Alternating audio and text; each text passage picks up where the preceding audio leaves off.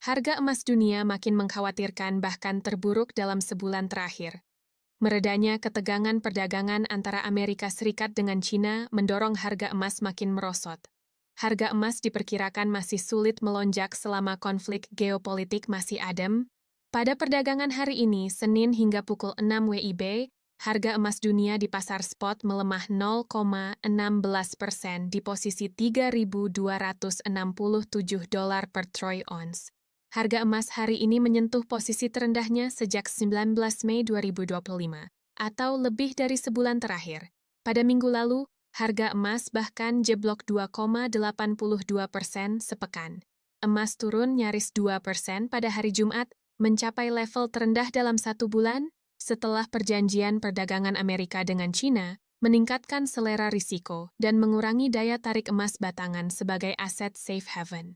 Perlambatan geopolitik telah memberikan peluang bagi investor untuk mulai mengambil untung karena prospek yang berwawasan ke depan dari semacam perang kinetik dengan China dan perkembangan di Timur Tengah, ujar Daniel Pavilonis, ahli strategi pasar senior di RJO Futures. Perjanjian perdagangan antara AS dan China pada Kamis tentang cara mempercepat pengiriman tanah jarang ke AS dipandang oleh pasar sebagai tanda positif. Setelah ini, saham global menguat.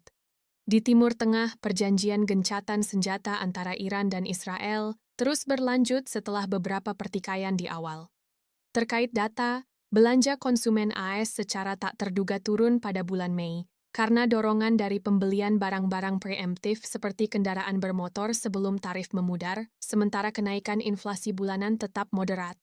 Para pelaku pasar juga menambahkan taruhan bahwa The Federal Reserve akan menurunkan biaya pinjaman jangka pendek sebesar 75 basis poin pada tahun 2025. Kemungkinan besar dimulai pada bulan September, setelah data tersebut. Namun, data tersebut tidak menggerakkan pergerakan emas karena emas mengalami aksi jual akibat geopolitik, imbuh Pavilonis.